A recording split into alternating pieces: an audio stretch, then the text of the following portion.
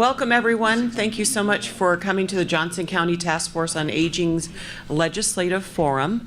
Typically, we like to kind of do a debrief at the end of the session with our local lawmakers. And so today we have with us Amy Nielsen and Joe Bolcom, Mary Masher, and Bob Dvorsky. And if your representative is missing, I apologize. We did invite everyone.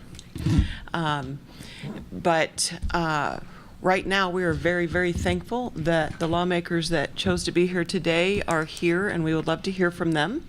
And so I'm going to start, and we'll just go in order. We'll start with Amy. And I would first love it if each of you could just kind of briefly talk about how you would score the session this year on a scale of 1 to 10, meaning 10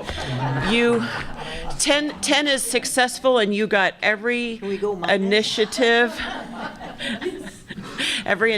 that you wanted to have passed. That would be a 10, and a 0 would be nothing that you worked on passed. And then just 1 or 2 minutes on either what you were really pleased with or what you were somewhat disappointed with, and what you're going to be focusing on in the time to come. And then we'll open it up for questions. Is that all right with everyone? Okay, we'll start with Amy. Good afternoon, everybody. I'm Amy Nielsen from District 77, which is the western half of Johnson County. So to start at Swisher and go down to Lone Tree on the western edge, and that's my district. I would rate the session, having nothing to compare it to, I guess a 1, because I did work on some things that passed, and there were some good things that we did this session. However, I think the disappointing things that happened far outweigh those few good things. What am I glad for? We were able to stop some things this year, which is kind of surprising when you look at the session as a whole, but we were able to stop some things from happening. One thing in particular, replacing the teacher leadership program, which is now fully implemented, fully paid for, and they wanted to just rip that out and start something new that was going to cost more money and actually be worse for teachers. So I'm glad that I worked on the subcommittee that stopped that. Disappointed in pretty much everything else we did. The voter ID bill is particularly disgusting to me. I think that it's probably the #1 worst thing that happened this session, and I will be working over the summer to try to educate voters and help them understand what they're going to need to do in order to vote. And next session, I hope to be able to stop more. Thank you, Amy. Yep. Joe? Yeah. Good afternoon. Joe Bolcom. I represent Iowa City, University Heights, and the town of Hills. Thank you all for being here. I'm going to give it a little less. I'm going to give it a 0.5 on a 10. I want to leave some room for my colleagues to do better, go lower. No, it was last fall, people campaigned on improving our schools and creating jobs. Republicans took over the legislature, won the Senate, the House, and the governorship, and very little time was spent on improving education, or on making sure people have the skills they need to get better jobs. We cut university funding, we cut community college funding, we didn't adequately fund our local schools. Just on the budget side, and then over here we changed how workplaces are organized through massive changes in collective bargaining. Okay, so school districts around the state, teachers for years, the last 40 years, have been able to sit down with their school boards and negotiate things like wages and benefits. And things that go on in the workplace. It's been extraordinarily effective in making sure teachers who might come to Iowa or be Iowans would go and teach in places in rural districts, maybe get a little less a paycheck, but have the security that their family would need to have good health care and some promise of getting a pension at retirement. Well, the pension stuff hasn't been messed with yet. It's also the way workplaces are organized, where everybody knows the rules. Well, I think as we look at education in Iowa and the need to invest more and make sure our kids get the education they need, I think the work that was done on collective bargaining, the undermining of the ability of teachers to sit down with school boards, to have a secure employment world is going to make it really, really hard to recruit teachers, especially in rural places in Iowa. Iowa City will probably be fine because we can continue to pay people decently.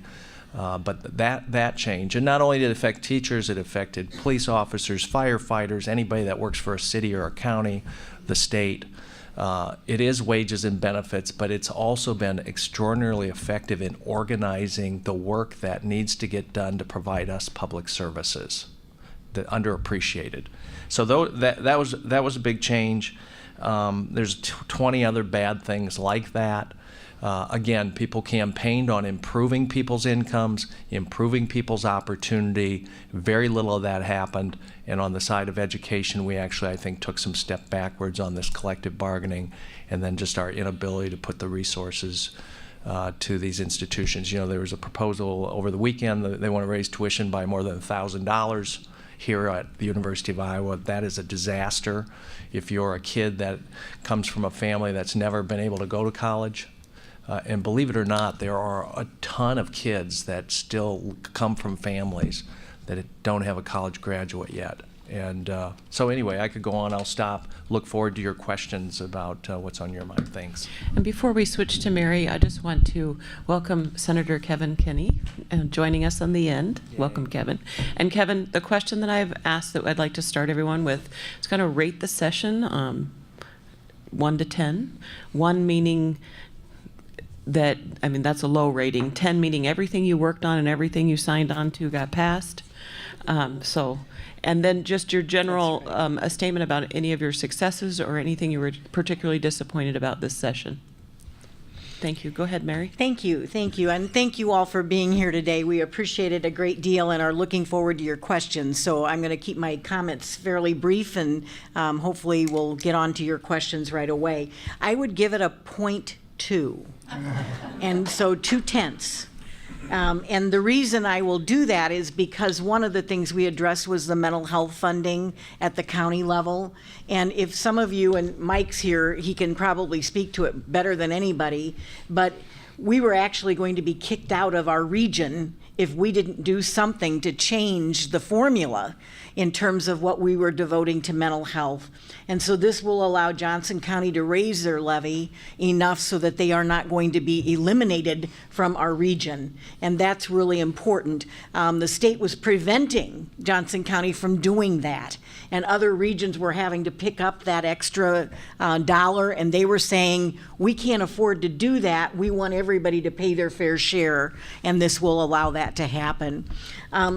Mike and our supervisors worked really hard to get a minimum wage bill passed in our county. We were so proud of that, and the fact that we were actually addressing low-income Iowans within our county and increasing their wages so that they could contribute and do more things and get off the welfare rolls. That's one of the things that we wanted to see. And our county, along with others in the state, 5 others, I think total, were able to get that accomplished. They took that away at the state level. Those are the kinds of things that were so backwards in terms of moving us forward. We want to look for ways that we can help Iowans, not hinder and hurt them. And this was, again, just mean-spirited. That's all I can say about it, because it really did have a negative effect on a lot of people, 65,000 Iowans who were in those counties who worked for minimum wage. And so again, we need to address that and do everything we can. I would much rather see a statewide minimum wage too. I don't think any of us would disagree with that. But we couldn't get that done. Democrats have proposed an increase in the minimum wage ever since Republicans have been in control of the House. but we've been unable to get that done. The last time it was done was back in 2000, I think it was 2008. 7, and that was, again, long overdue at that time. So it's been a long time, and it certainly is something that is needed. In terms of the other things, there was a piece of legislation that I worked really hard on, and it was about step therapy or step protocols. What we found is that when people had to change insurance companies, they oftentimes had to start over on medications because they had a new insurance company. They might change a job, and then they've got a new insurance carrier. And they would say, well, we're going to put you on the cheapest medication and the one that's least effective, even though we know that may not work for you. And what it amounted to was people had to fail on those drugs before they could get the drug that they had been on that was already working. And so this is a change in what we call the step therapy protocols, so people don't have to fail on those other medications before they get the medication they need. When you change your job and your insurance company, you can stay on the drug that you had been on. So those are the kinds of things. We need to extend that to our Medicaid patients, and that'll be our next attempt in the next session, is to make sure that our Medicaid patients are covered under that as well. I'm going to stop there because I know others will have more to say, and then, as I said, I'd like to hear your questions for the day. Thank you for allowing us to be here.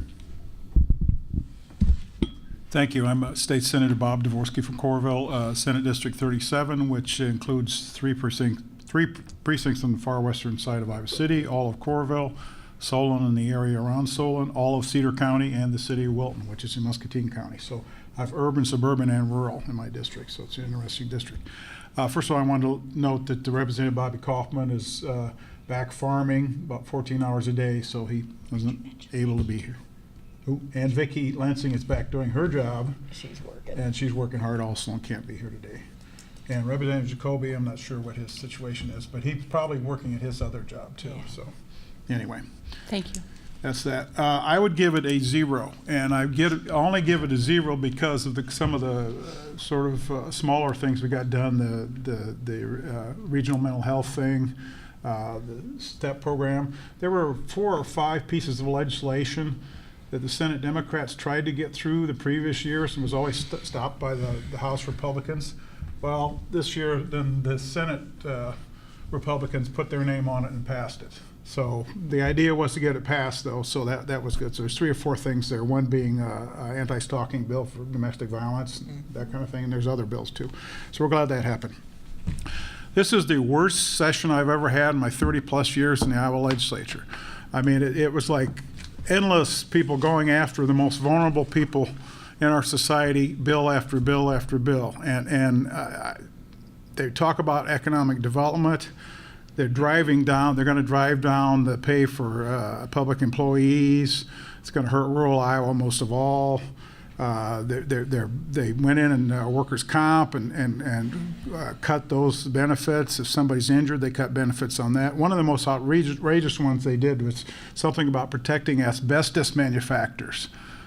I mean, why do we need to do that? That makes no sense. And it was like endless, more and more stuff. I've never seen such a bad session where all these bills just kept coming at us, and you didn't know from day to day what was the next horrible bill that was going to be passed. Other than that, session was fine. But anyway, it really was a bad session, and I don't know how we come back from this. I think this is going to set the state of Iowa back for several years from moving anything forward. And the budget, we didn't talk about the budget yet, but they cut a lot of things. They cut 12% out of the Department of Aging and $163,000 out of the long-term ombudsman's office, as well as other things. So we can talk about that later. But anything that dealt with working people, there seemed to be a war on working people. There seemed to be a war on women. There seemed to be a war on elderly and disabled, and it just never ended. So I'm hoping this next year we don't have all that, but there's more things to come. So on that bright note, thank you.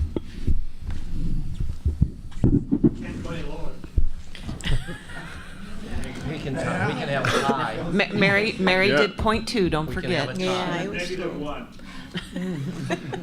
She Hi, said we couldn't go negative, right? No negative.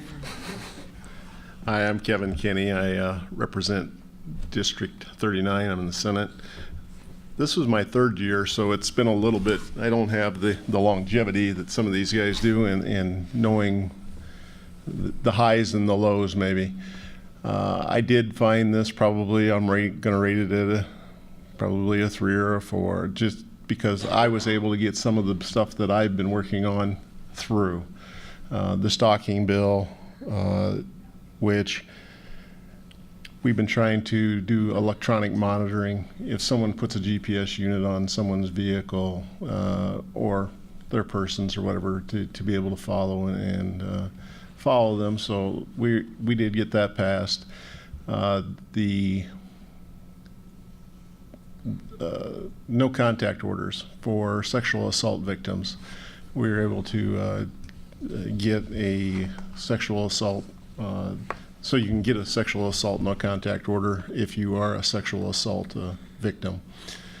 Some of the other things that I worked on, which kind of surprised me, probably the only economic development thing that I worked on was the industrial hemp, trying to work on that and trying to get an industry here in the state of Iowa to bring it back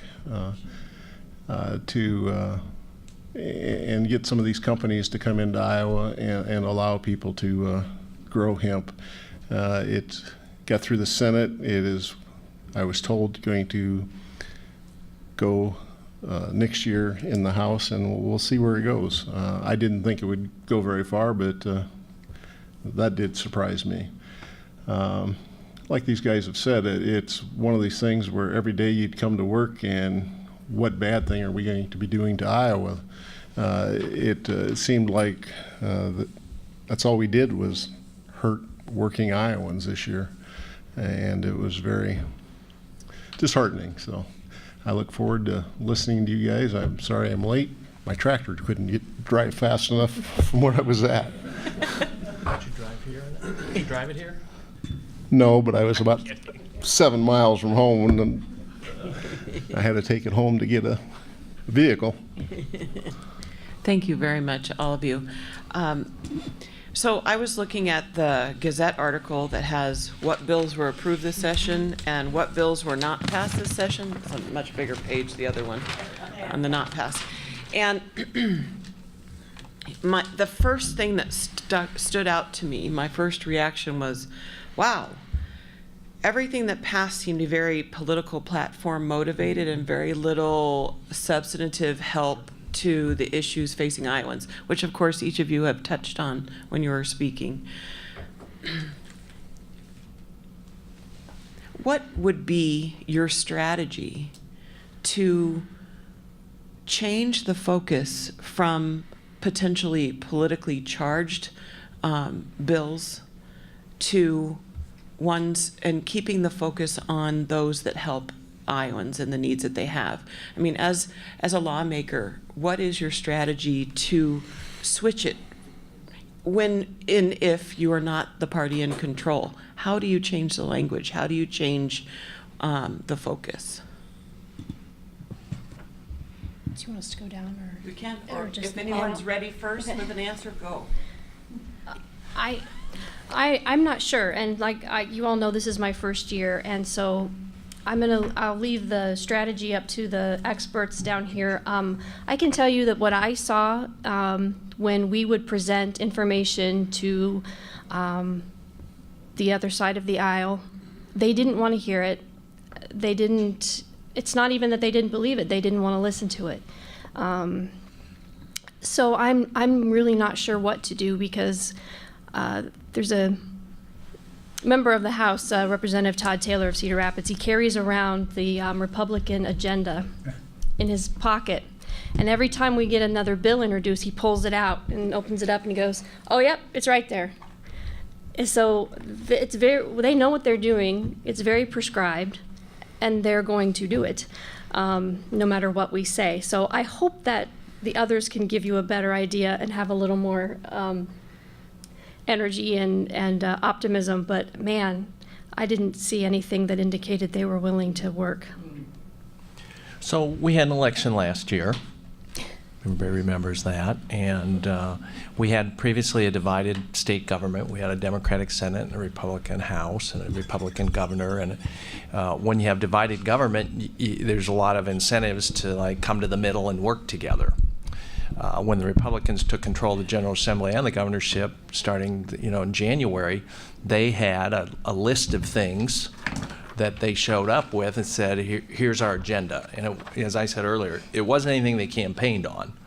And throughout the session, we'd go out on the ALEC website, the American Legislative Exchange Council, or the Koch brothers, and basically you could find many of the issues that we were dealing with day to day were kind of this more conservative agenda that's going on all over the country, and it finally arrived in Iowa with Republican control of the legislature and the governorship. So how do you change that, right? Well, we have an election next year. And I know, we make, the elections decide who we send, and we make political judgments at the State House. And I mean this in a positive way around policies. If you want to fund more aging stuff, that's a political decision. If you want to do voter ID, that's a political decision. If you want to privatize or unprivatize Medicaid, that's a political decision. And I just think at the end of the day, we're going to go back next January. We're going to have all the same players. They're going to have rested up, figured out what they haven't accomplished. If you're on the Iowa Public Employers Retirement Program, you should be concerned about IPERS changes next year. And we're just going to have to deal with whatever the agenda is and maybe it'll be softer and gentler because it's an election year and all this tough stuff was done. But I fundamentally think we need to get back to divided government. We need to win the governor's race next year because I don't think the state can afford an ongoing Republican majority. They have an idea about smaller government, about you're on your own. The budget cuts. The health department took a 12% across the board cut. The Department of Aging took a 13% across. So I think it's about getting to the next election as soon as we can and getting some different people on the field.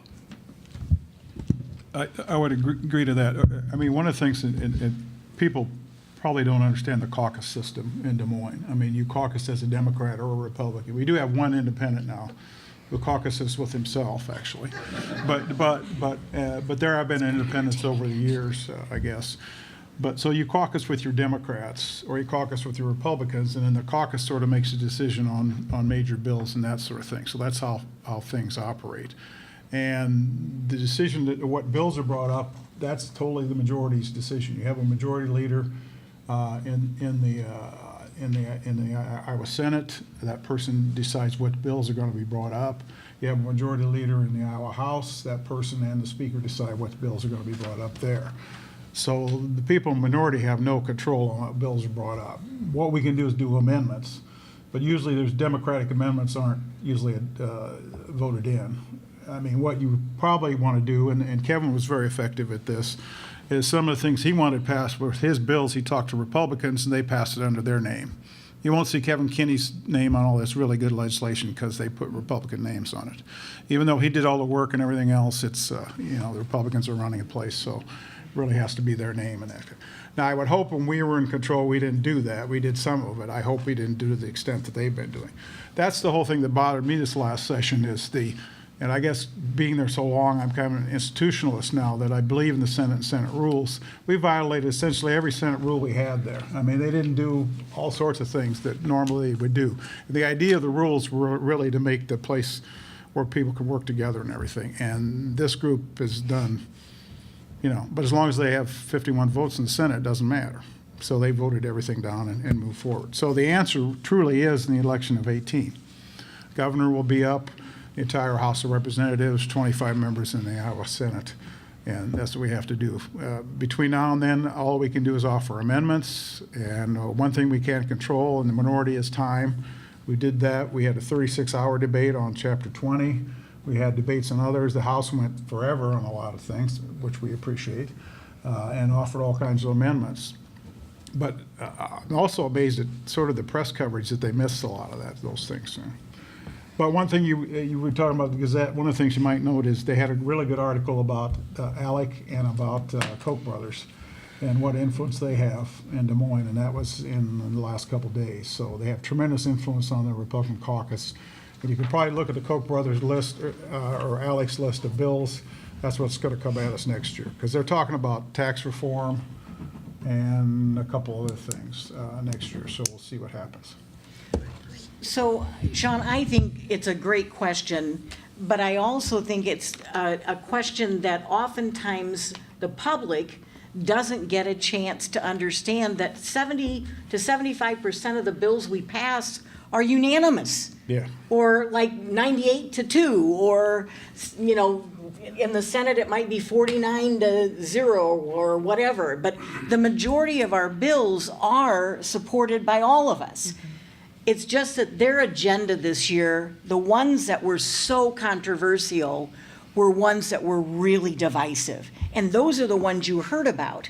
So I want to ask this audience, did any of you hear about our texting bill in terms of texting while driving? Yes. That was a very highly supported by both parties. We think it should be a first offense, not a secondary offense, if somebody's texting and driving and causes an accident and somebody's killed or injured. That just made sense. Those are the kinds of things that you don't always hear about or don't get as much attention because they're unanimous and we all support it. Another one, we had one where if a child is in a home and someone has used meth or cocaine and the child comes in contact with that, they can be adversely affected by that, right? They get it on their skin, they can inhale it, and that can damage a child for life. We can use our child in need of assistance laws to protect a child in a home, even if the parent isn't using in front of them. If they're exposed to those drugs, that can be detrimental to a child. We passed that, and that was unanimous. Requiring background checks on employees for nursing homes and assisted living. We didn't used to do that for temporary staffing agencies. Now we're requiring them to do those background checks, so they are not allowed to have somebody working in those homes who have a history of sexual abuse or have abused others. Again, unanimous. Those were things that were supported by everyone. You didn't hear as much about that, did you? Do you remember the incident in the nursing home where someone was taking pictures of an individual who had feces on him, and because the genitalia was covered, they were not prosecuted because it wasn't showing genitalia. If somebody is exploiting an individual in a nursing home and they are, in essence, putting those pictures out on the internet, we can prosecute them now because that's illegal, and it wasn't before. So there are things like that that we have accomplished that I think you need to know about and we need to talk about, because there are some good things that did come out of the session. It's just that the things that they supported that were so controversial were so divisive, and that's what you heard most about. So what happened when Democrats had the trifecta and we were in control of the governor's office, the House, and the Senate? I'm just going to name 3. Smoke-free workplaces. So we didn't have to put up with secondhand smoke for all of us who were in public buildings. A good thing, right? Everybody benefited from that. That was a positive. Minimum wage, we increased it. It helped a lot of low-income Iowans. Our agenda was very different. We did 4-year-old preschool and provided an opportunity for 4-year-olds to get a good, positive, quality education so they were ready for kindergarten. So I look at the agendas and how different they were in civil rights for gays and lesbians, so that was LGBT folks, so that was part of our civil rights code.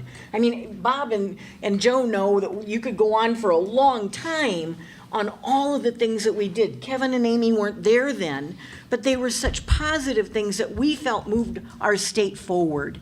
We're not seeing that right now in terms of those divisive issues they never ran on and now have become part of our state law. So I'm going to stop there and turn it over to Kevin. I think we're going to have to, for one, we're going to have to win some seats and take the majority of one of the chambers back, or the governorship, so we can stop a lot of this stuff so it doesn't go so far to the right. I don't mind split government. You tend to get very much more moderate bills. One of the things that really kind of got under my skin up there this year, and one of the other things is we're going after defenseless people, and the one thing that I couldn't understand is why we're giving up some of our federal funding to promote their ideas. One of the things, for me, the Crime Victim Services Fund was cut 26%. Well, they're saying that we can backfill that with federal dollars. No, you can't. You cannot backfill state. It's supplanting, and you cannot backfill using federal dollars. So, yes, we are cutting crime victim services by 26%, and that's something that I've worked on for 30 years, being at the sheriff's office. So, I think we're going to have to, I like going across the aisle. I like doing things across the aisle. Yeah, I've got some things done, but it doesn't seem like they're the type of things that really help everyday people. So that's why we're going to have to get one of the houses or governorship back. Thank you. Could I add? Yes, sir. Looking forward, one of the things, and I'll probably, those of us in the Senate will think this is I'm channeling Senator Dotzler because he says this all the time. But one of the things that all kinds of businesses and leaders in the state and a lot of other people talk about is one of the biggest problems we have in Iowa is the lack of skilled workforce. There's thousands of jobs in Iowa that are going unfilled because they can't hire trained skilled workers. So what do we cut first? Funding for community colleges and those programs and that sort of thing. And there were no initiatives done this last year that I am aware of at all to move those sort of things forward. I mean, everybody's talking about saying this is really important if you go to IWD or economic development or anywhere else. That's the problem. It's not enough skilled workforce. And we did nothing to do that. So that's one of the sad things also. I mean, a lot of these other things were partisan and they were really nasty and everything, but you think there would have been some sort of positive agenda also to move things forward, and there was none. Yeah, I just want to say I agree. I mean, if you look at, in our 99 counties, and of course I have a public health background, but if you look at the county evaluation reports at the main issues in each county, and looking at the health factors in each county and how they are impacted by education, employment, and so on, and the opportunities in Iowa's counties, particularly the rural counties, it would be, in my opinion, a no-brainer that you would focus on aging issues and educational initiatives and skilled workers. I am in the Clear Creek Amana School District where I live, and I have 3 in the high school.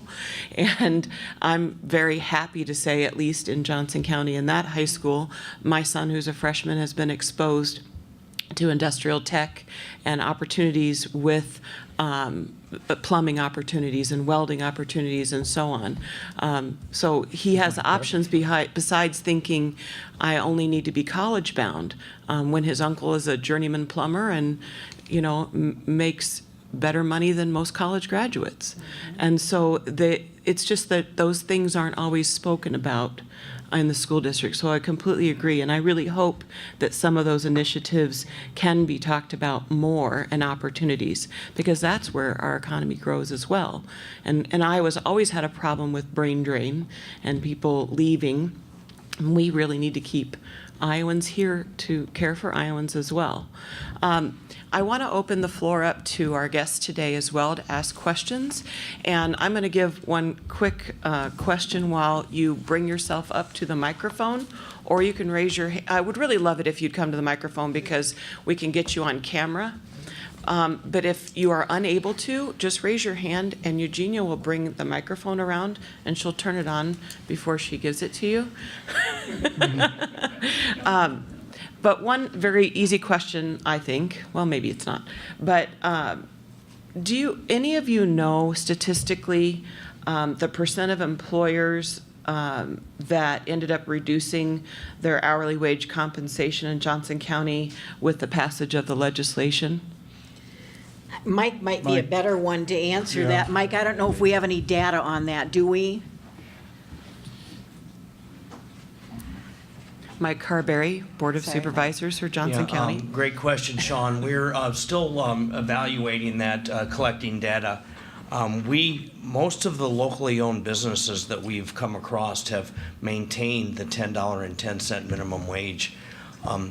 Employment's very tight in this county. It's very Competitive. for workers, and you see a lot of signs out there. And so when your competitors are paying 10.10 and more, then you have to pay 10.10 or more. We think we've seen some evidence of some of the chain stores, maybe in the mall, where they don't make local decisions on the salary. We have seen some of the edicts come on from high that said you will reduce your employment compensation to this level, and so they don't make that decision locally. This group, Center for Worker Justice, has led a program of putting a blue poster in the windows of local businesses that promote the fact that they are still paying 10.10 or above in the minimum wage. So we're very happy about that program. We're still evaluating. We do know that we don't think any businesses went out of business because they had to raise their wage. That's a fallacy. And we all know that people that make minimum wage are not putting that extra money into their 401ks. They're spending that in the local market. They live mostly hand to mouth. And so extra money that they've received is put back into the market. So we stand by our raising of the minimum wage. We'll fight to keep it if we can. We know that we don't have standing to file a lawsuit, but we think that somebody that, I'm not a lawyer. I often stay at Holiday Inn Expresses, but we do find that we think that if somebody had their wage lowered, that they might have reason for some legal action. And so we're hoping that maybe somebody will step up along those lines and that we may see a lawsuit filed regarding that. So that's our hope. I was wondering if maybe, and I apologize, I assume that most employers probably did not lower the wage, but I was guessing that many new hires would be started at the lower wage and not at the higher wage. So if you already had the job, you probably didn't go lower. Right. But any new hires would We're- not be bound to that higher wage. We're going to look at that, and that's what we think too, that maybe the people that already got the raise wouldn't get lowered, but new people might get started at a lower than 10.10. So, thank you. And also, Mary, you brought up the mental health care funding earlier, and we were very happy that the cap, the hard dollar cap that was put in 1996, has been removed, and we don't think that we're going to be thrown out of our region. Good. We believe that there's enough reserves in the region to cover our shortfall this year. Johnson County had $1 million shortfall, and Dubuque County, and it was mostly a publicity stunt, voted us off the island, out of the region. And we happened to be up at the State House that day meeting with Republican leadership, and we showed them the article about us being asked to leave our region, and so that had quite the desired effect. So we also, that bill allows us to recertify our budget if we need to for this year.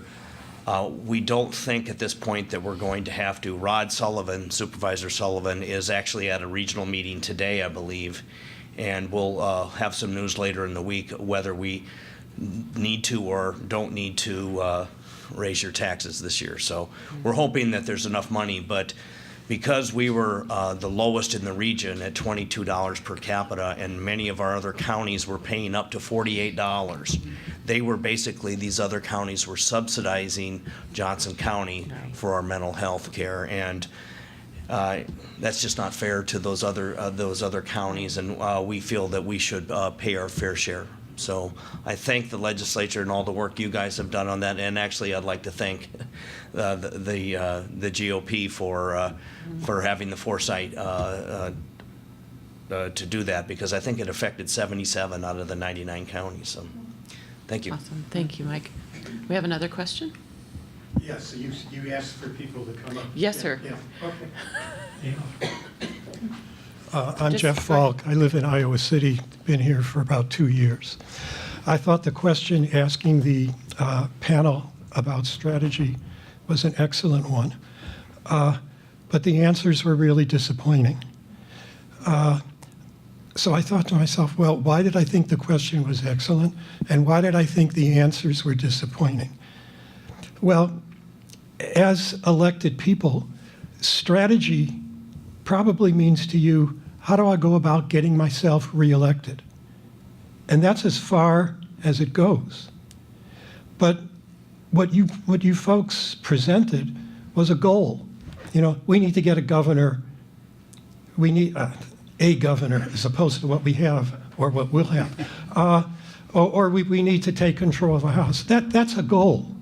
That's not a strategy. And I think what it is you have to come to realize that to do what you want to do for the people you represent, you've got to have others in the legislature who to some extent agree with you. And what you do, your strategy has got to be not just personal, how do you get reelected, but how do you get other people elected? So what I would like to ask is broaden your idea of strategy and give us an idea of what you think should be done by you or by others that's different from what was done before to get good people in the legislature and the governor's house. Thank you very much.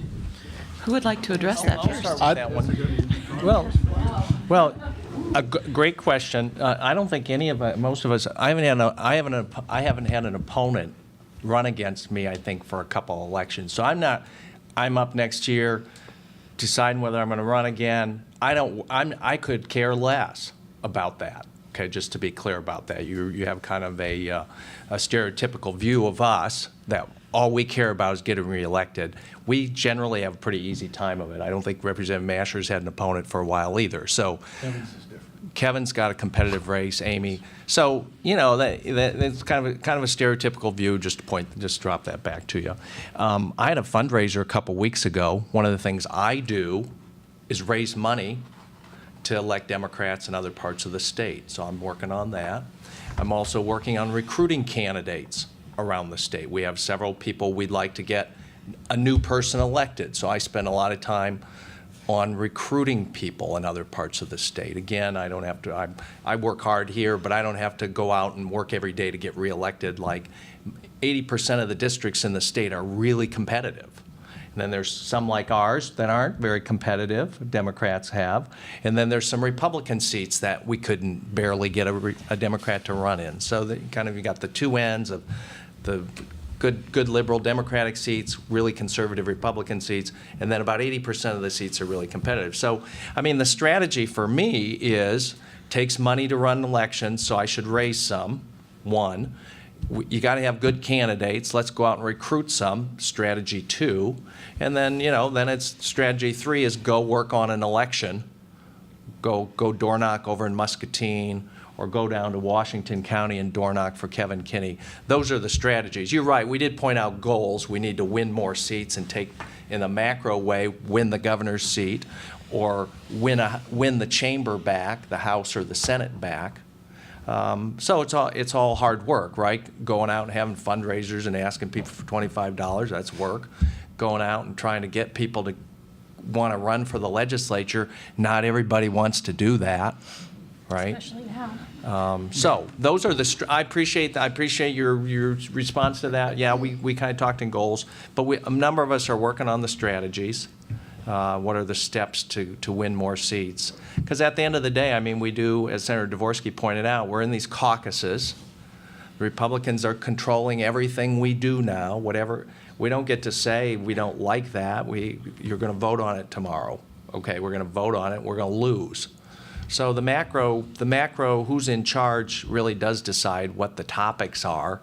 And our judgment is we got to get some different players and change the macro dynamics if we're going to change the outcome on some of these issues. And there's 20 different things we got to do that. So Jeff, I have 2 pages of things we worked together on. I just listed a couple of them, if you remember earlier. And the strategies are we find common ground. We are looking for that all the time in terms of things that we can work with Republicans on.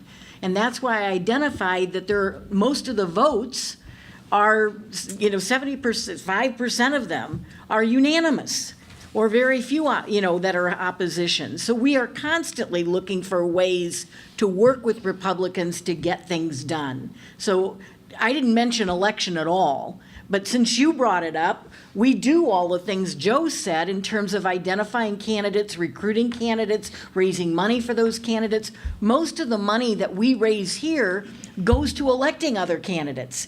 It doesn't go for our races because we typically don't have them.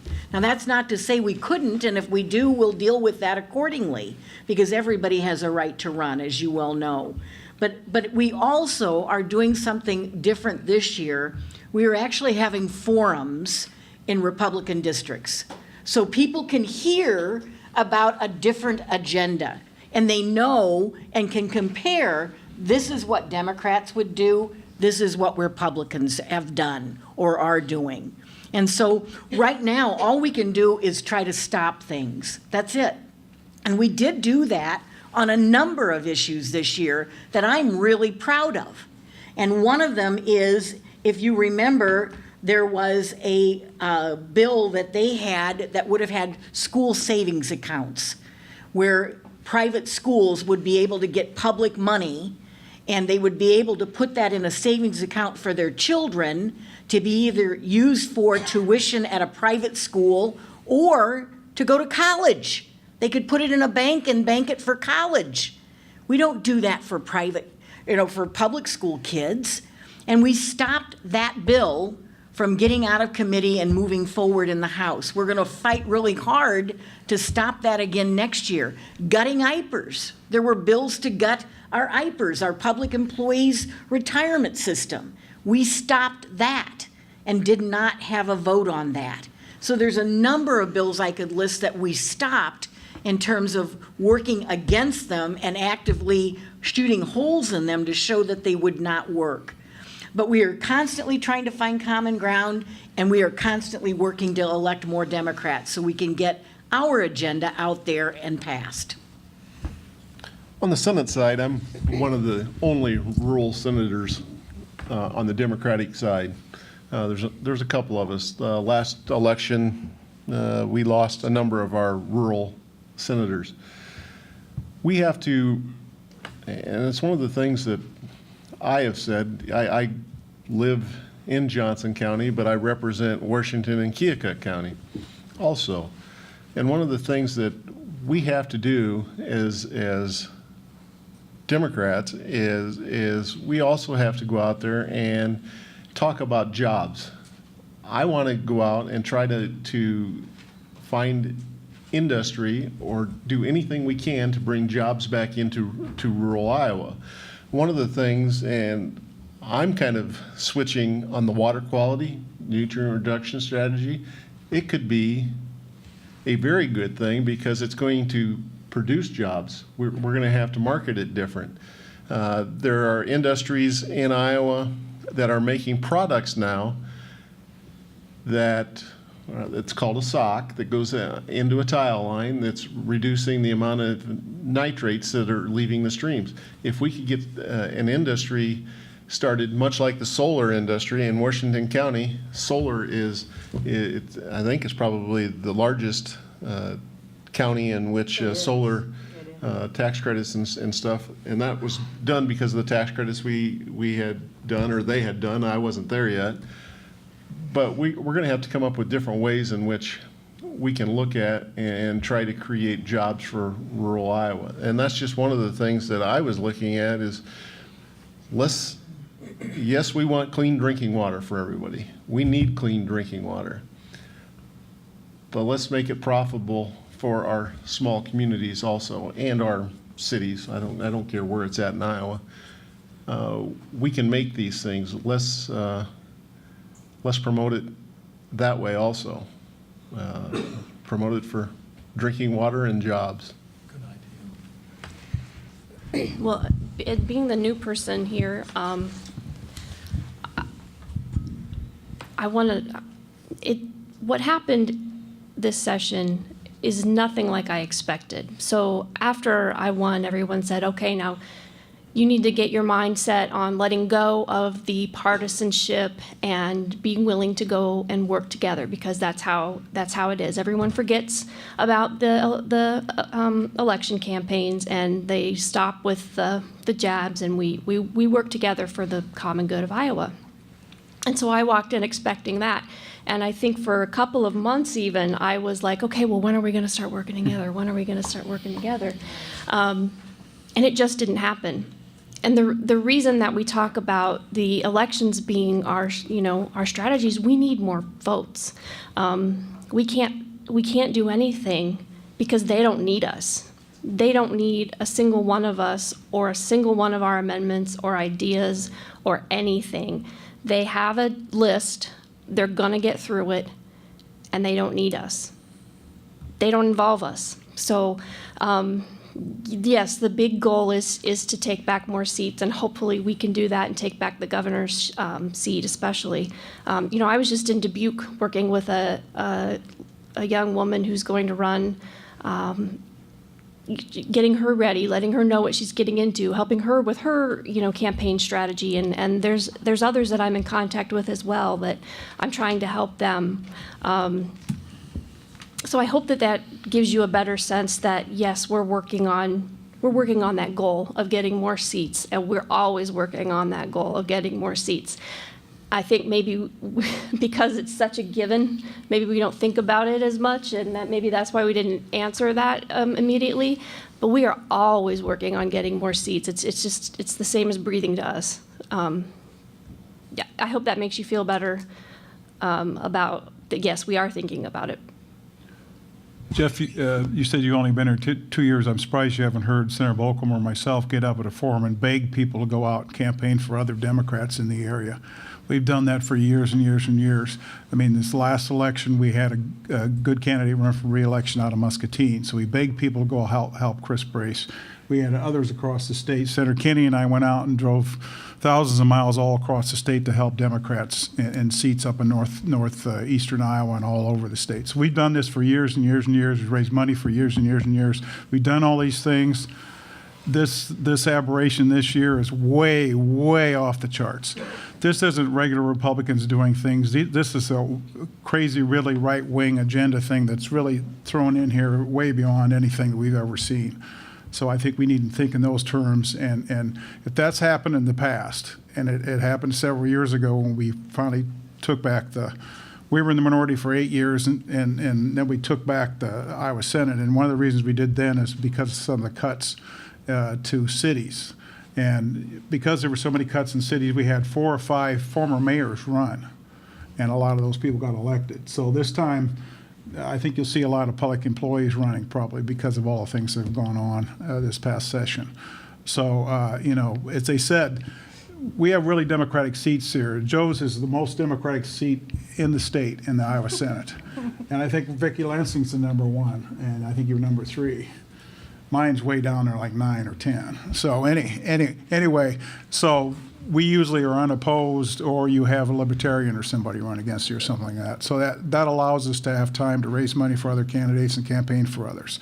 I spent a lot of time helping Senator Kinney get elected. Now we got to help him get reelected. So that's what we do. We try and help each other and move things forward. Thank you, Senator. I'm going to go ahead and move on. We have a couple more questions here. Tina Dubois, working for HACAP and with other area nonprofits.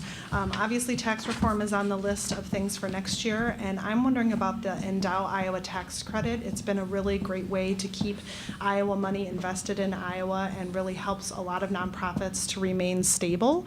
And I wondered if you guys had any opinion on whether that is something that we can continue seeing happening, if it's something that we should be anticipating cutting.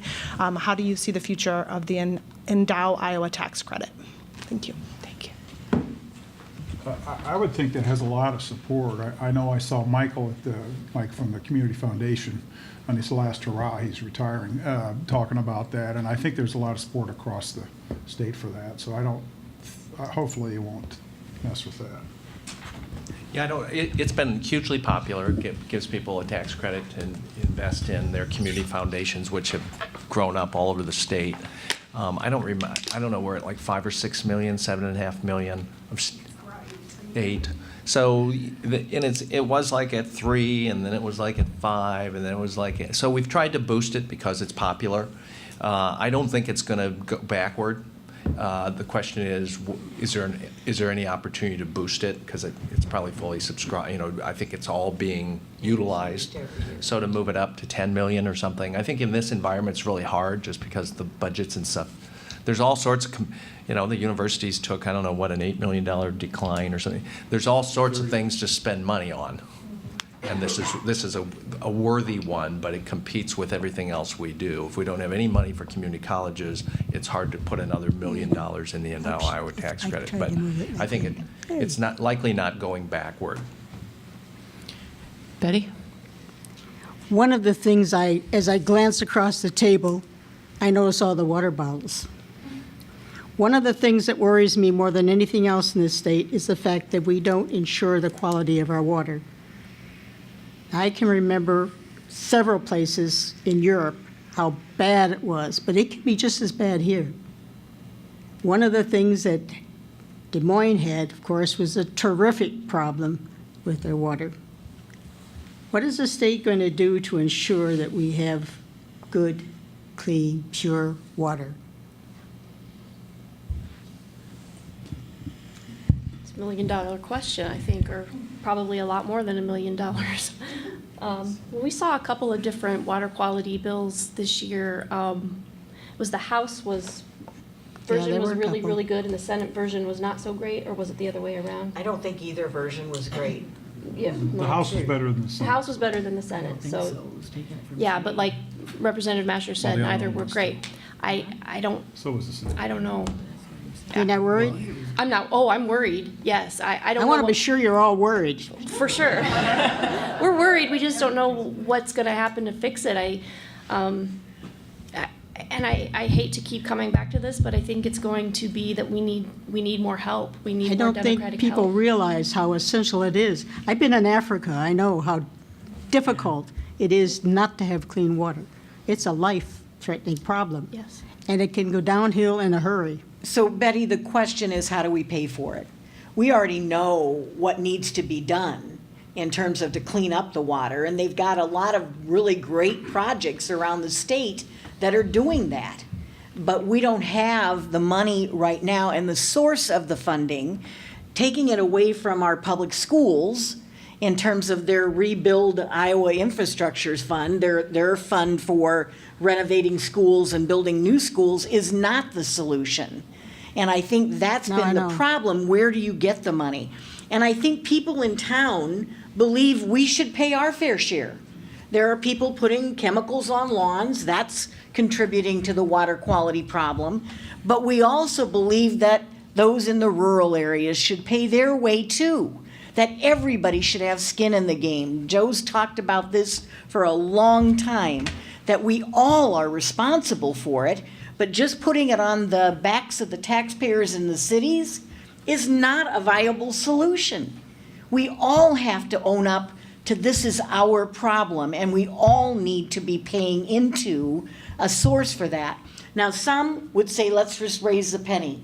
And I think if Democrats were in charge and had all 3 sections of government, we would do that. We don't have that. We didn't have that in past years, and so we haven't been able to accomplish that, even though the people of Iowa have said, we support that.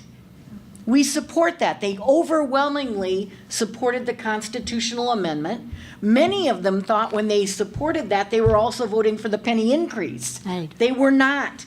The legislature still has to do that. But when you have so many Republicans taking pledges saying, I will not raise taxes no matter what, it makes it really difficult to get something like that accomplished and done. So that's what we're faced with. How do you pay for it? And that's the question. We haven't been able to come up with a common solution at this point. Keep feeding me information because I write a column, you know. I know that. I think that's partly why I was talking about earlier. We have to sell this in a different way to our Republican friends. We have to make it so and show people that it's going to create jobs in Iowa as well as correcting and cleaning up the drinking water. I'm counting on you. Bob, do you have a question for us? My name is Bob Welsh. One's a suggestion. Senator Bokum, I know you have a nice chart that shows all of the money that we give to various corporations.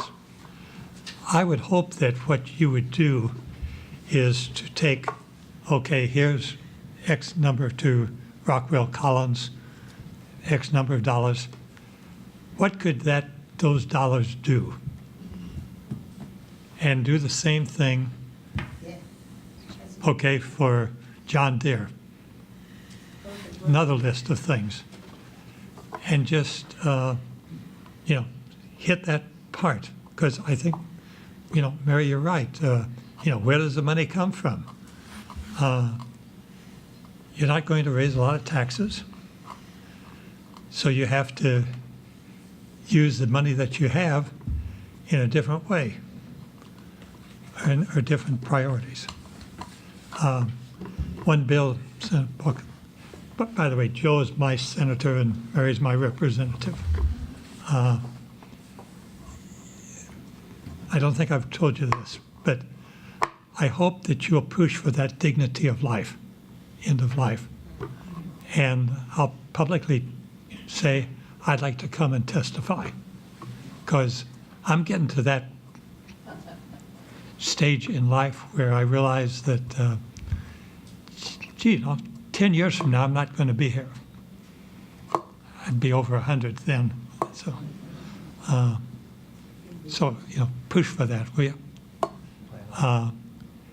And the other, in terms of strategy, I think we've got to work on the departments and get the departments, for example, Mary, you mentioned about the social media bill that was passed. That had the name on it of the Department of Inspection and Appeals. And I think, my suggestion to you all and to you all is, hey, let's work with the department heads in terms of how can they reprioritize some of their expenditures. And in closing, let me say thank you to every one of you. Thank you. Do we have any further questions? One more? Okay, great. Mine's a bit of a two-part question. I mean, obviously, you addressed the fact that a lot of the things that got passed actually weren't promises out on the campaign trail. My question is sort of, how much influence do out-of-state entities have on the legislature, and is that more dominant than the constituency? I mean, that's one part of it. And the other is, given all the things that were passed and how controversial they were, you may have a better feel, for the whole state response to that. And are people in Iowa really supporting a lot of these more controversial rules, like, the NRA's influence, Steve Bannon type stuff? I mean, how prevalent is that actually in the state? I'll start. So out-of-state interest did have a disproportionate impact on the issues we took up this session. I mean, like, we'd be debating a bill and somebody'd go to the ALEC website and you could see the language, the model bill at the ALEC website would be virtually identical to the bill that we're working on, okay? So that's one. And, that one of the themes during the middle of the session was the reaction I was getting, an email and calls, this isn't Iowa stuff. What is this stuff? This is not our Iowa, this agenda these folks are. So it kind of got that vibe from people broadly. I mean, it wasn't just supporters, it was kind of broadly. And then we'd hear from the Republicans as we debate issues, hey, we won the election. what we're doing today, this bill we're voting on this week or next week, this is what the election has a consequence. We won, and this is what people want. And we had a couple members that got up and reminded us of that. We're like, okay, you did win, and yeah, that you get to decide. We're going to throw amendments at you that aren't going to work. So it was a little bit of that. So I guess we're going to find out at the next election. I mean, back to the election again. Do people like this or not? Senator Dvorsky, in his opening comments, said that it's going to take a while to recover from this. Some of the changes are pretty far-reaching, especially those dealing with public employment. When you think about public employment, we're in a public building right now, and you're going to leave here, and a public employee is going to make it possible for you to get home safely, right? City engineers. Well, I was going to give, we've got public employees capturing this to show people what we're talking about today. You may or may not, but it's like we need good people in public service. 20% of the public employees in Iowa are veterans, right? So a couple 100,000 households, we kind of destabilize their worlds, whether they're teachers, nurses, people that put up the stop signs, make sure the traffic signals work. If somebody gets in an accident, I hope not on the way home, those public employees are going to show up and, in squad cars and in ambulances to take care of you, right? Take care of somebody. So we want the best people going into public service. And so the idea, it's just public employees. They don't need that much money. They can have crappy health care. It's the people that make the state run. So that's out there as something I guess we'll see. Wisconsin went through this a few years ago, and like half the school districts in Wisconsin can't get teachers to teach in them. Okay, so that's bad for rural Iowa. Good, strong local school in rural Iowa is the best thing going, and you got to have good teachers. I'll stop. I think that's going to be the interesting question. My Senate seat, because I live in Coralville, is always had part of Johnson County, but also part of some other counties. So at one time I had part of Iowa County, I had part of Lynn County for a number of years. Now I have all of Cedar County and the city of Wilton. So we had a forum over the lunch hour in Wilton, and all the Board of Supervisors from Muscatine County were there, all Republicans, and all the other elected officials there, all Republicans were there, school superintendent and others. And Representative Kaufman and I fielded questions, and I talked about how bad the session was, didn't go into too much detail. No one asked anything about that, other than the superintendent. And he's always very good to talk about, 1.1% is not viable. That's what we gave K through 12 schools, and we didn't extend the penny SAFE also. So there were a couple questions there, but on some of these major things that we did, like Chapter 20, workers' comp, all those things, there wasn't much reaction there. It was at least muted. So I don't know, across the state what that's like. I asked Kevin what he thought about it, because he has Washington and Keokuk County.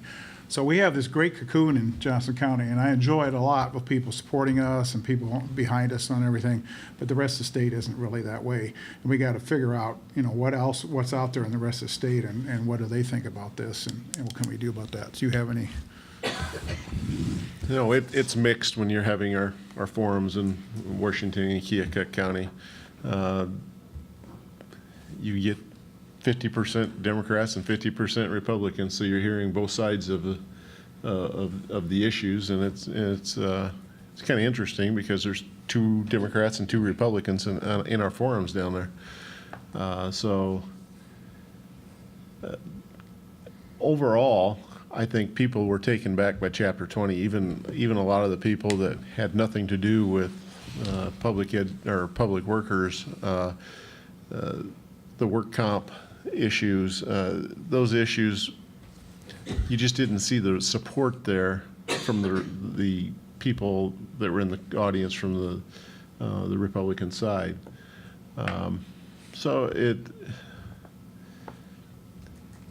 To me, it's almost as if they've gone and pushed an agenda too far, because I'm getting kickback I'm getting information from people that I didn't think would support me, that are Republicans, that are coming up and telling me in that district that I'm a Republican, we feel you're doing a good job for us.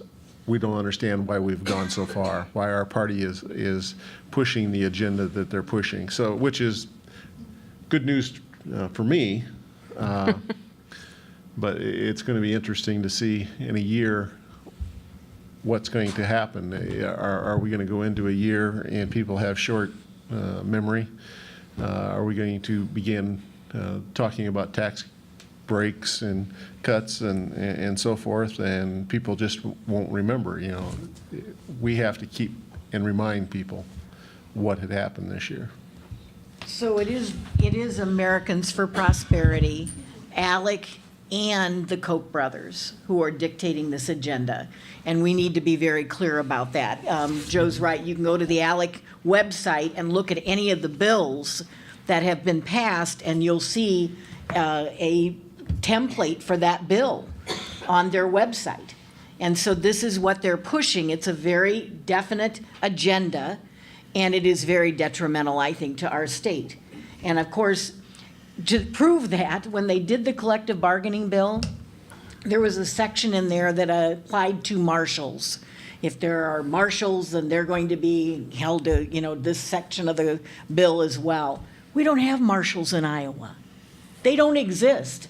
They're federal employees. There's U.S. marshals. They're not state employees or public employees. We don't have them. But that was part of the template, so they didn't even change a word and the drafting of that bill. And you're going, why didn't you even at least make it so that it affected, you know, it was to Iowa? There were lots of examples of that throughout that bill. It was just a cookie cutter approach, and it's just kind of overwhelming when you think about, is that really what Iowans want? And I don't believe it is, and I think this next election will speak to that. Either they do, and this is the direction we're going, or they don't, and there will be a backlash against all that was passed these next this year and next year including. So we'll see what happens.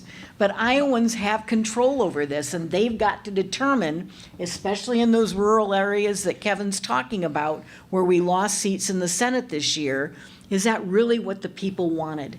Because that's going to dictate what's happening in Iowa in the future. And just to build a little bit off what Senator Dvorsky said, we are very insulated here, and we're very lucky to be amongst people that are very like-minded.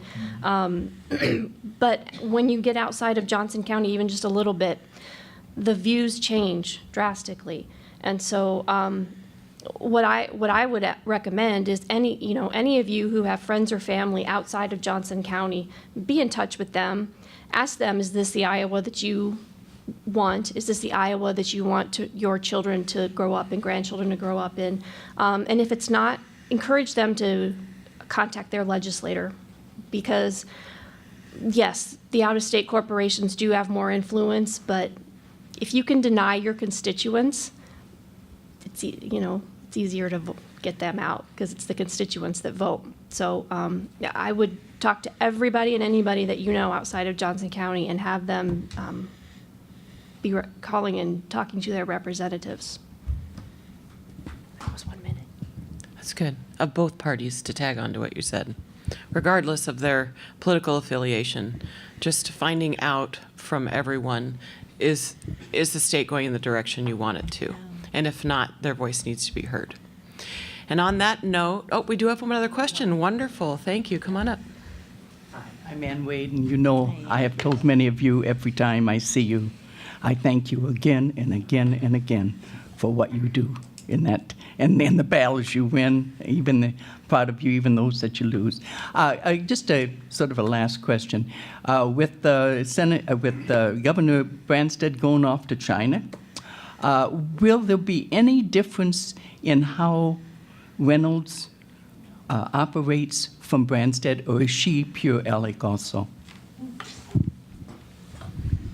One of the things we discussed in Wilton, Bring your mic over closer to your mouth, sir. one of the things we discussed in Wilton was, what's the process? And Bobby Kaufman thinks somewhere around the start of June, the governor will probably be headed for China. So we'll see. Kim Reynolds, when she was in the Iowa Senate, was very collaborative and worked with me on a couple bills and other people. And I don't know if that's going to continue or not. You know, what she did in the Senate, I don't know if that's a harbinger as to what she's going to do as governor or whatever. But it's sort of interesting to note that her chief of staff person, and one of the things that we got a lot of mileage about is they set aside 150. We're cutting everything else. They set aside $150,000 for the transition from the lieutenant governor to governor, which means she walks down the hall, 5 feet, and gets a new office. But what they did do is they did add a additional staff person. So her new chief of staff has been on board for a few months, and they need to pay him, I guess. So that's the deal. That's why it's $150,000. But it's interesting to note his name is Jake Ketzer, and he used to be the legislative liaison for Governor Branstad, and he ran Branstad's last two political campaigns. So she's chosen a political person to be the chief of staff and not a policy person. So I guess that unfortunately gives you kind of a bad message. I will tell you that she did, I met with her in Keokuk County, and she at least appears that she is reaching out, wanting input, and is willing to talk. I've never worked with her other than her being the lieutenant governor, but I'm only going to hope that she's more open than Governor Branstad was. Governor Branstad now, and I don't think he was quite that way the first go-round, but now he sort of dictates. He doesn't really work with anybody. It's just his way or the highway. And I don't, at this point, I don't think anybody knows, but I do think that she has already made a lot of comments in the press that she plans on keeping the same agenda. So I think everybody needs to know that she is not planning to take an enormous shift to the left. She's not going to do that. And she's going to have a year to prove herself in terms of what she actually is going to promote and get behind and push. And that's going to determine what happens, again, going forward in her own party. She'll have challenges for her reelection, and we'll see what happens with that. But I don't think anybody should be disillusioned here that you're going to see an enormous change from Branstad's agenda. I don't think there will be, and I don't think this Republican Party will allow her to do that. I think one of the issues, she can't be more obstinate than Governor Branstad. He's impenetrable. He's been really impenetrable, right? I'll use the Medicaid privatization issue. The rollout's been a disaster. Providers, the University of Iowa hospitals and clinics are owed $25 million in back. Every community-based provider, every hospital in the state, every long-term care, everybody's unhappy. A lot of the members, people that are on Medicaid, the 500,000 plus, not all happy. And the only thing the governor says is everything's great. Press release after press release, month in, month out. And I think we're going to learn early on that I think the lieutenant governor could do herself a huge favor and our healthcare system a huge favor to engage and legitimately sit down and work through some of the issues and try and make the system work better for everybody. And I think we're going to know by the end of the summer her willingness to bring the stakeholders together to try and make some course correction in what has been really kind of a disaster. That's not only bad for people with disabilities, seniors, kids, people on the Iowa Health and Wellness, but it's having the effect of destabilizing our healthcare system broadly. When you think of the hospitals, if the hospitals aren't getting paid from this one big insurance company called Medicaid, it makes it harder on all the other patients that go into that facility, all of us that have insurance or are in places of employment and the like. So it's quite a situation. We'll find out soon enough. She's been mentored for a long time by him, and she is her own person. I'm hopeful she'll break out and develop some good habits right from the start. Speaking of healthcare, and since we've kind of moved into another time segment, so I'm going to add a question. Recently, an article came out regarding the different insurance carriers that have pulled out of the exchange and so on. It's specifically citing one patient with a genetic disorder in Iowa whose care is $1 million a month or $12 million a year, and all the insurers have to keep their premiums high enough on the off chance that that patient chooses them.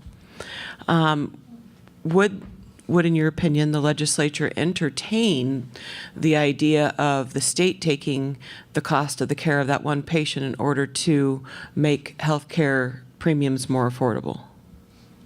Well, I think this is, it's an interesting and extreme example, right? I mean, the fact that the final company, Medica, is going to leave Iowa probably at the end of this year is going to, if you're an individual and need insurance, you're not going to be able to get it in Iowa. It's kind of a major issue. Yeah, there's this one really expensive case, but I think you could have the state on a risk, some sort of risk pool, or at some point of the private insurance, set a cap on how much the private insurance company is going to pay, and then it goes to the state. I mean, I think there's ways to deal with that really expensive case. I think that, we're talking mostly about federal or state stuff. What's going on with the Affordable Care Act at the federal level should be concern to anybody that cares about health care in Iowa, because they have this whole repeal is the reason why we can't get private individual insurance. It's completely destabilized the system. The subsidies that people have enjoyed on the exchange are going away. They're talking about block granting Medicaid to the states, letting states experiment. Over the last 4 years, 30 states have expanded Medicaid. That means a couple 100,000 people have health insurance in Iowa that didn't. Texas didn't expand Medicaid. There are millions of working people that don't have health insurance. Wisconsin didn't, right? So what kind of system? I mean, the federal Republicans running Congress are like, let's just let the states decide, right? Iowa made a really good bipartisan decision to expand Medicaid and cover a bunch of people with the federal government's help. 20 states didn't. So, I mean, there is reason to, so anybody on Medicare, do people want to turn Medicare over to each state and have each state decide what the Medicare benefit package is? No. Well, that's where we're headed with this other major healthcare system that supports, half of the seniors in nursing homes are on Medicaid. Do you want 50 states to have 50 different plans to how they're going to deal with seniors that don't have any resources to take care of their long-term care? So, no, of course, we don't. But that's where the federal Medicaid stuff's going, or people with disabilities. We have somebody from Systems Unlimited. Systems takes care of a whole bunch of adults with disabilities, their residential care. Do you want all the states to kind of decide we're going to take care of these folks or not? So the federal stuff, I hope people are paying attention. There's some big stuff happening there that could have an impact on a whole bunch of, you think you're safe where you are, pay attention. Well, and connect the dots. Joe just talked about, do you want the federal government to turn this over to the states? Think about what a mess we made of privatizing. Yeah. It is a disaster. There's no other way to say it. And so why would we trust that system to be in the hands of somebody like a Terry Branstad? No.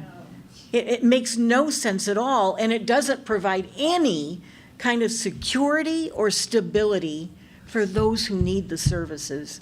And that's what we're hearing constantly from both providers and our constituents who are the ones receiving those benefits. So I just think that would be another disaster piled on top of an already disastrous plan in terms of privatization. So. I just want to thank everyone for coming today and enjoying a conversation, even as unpleasant of some of the topics. And I hope that you will come back. Usually we like to talk to you in the fall before you start your session, and then we can refocus on issues important to aging and disability constituents in Johnson County. So again, thank you all for coming to the Johnson County Task Force on Aging. Thank you.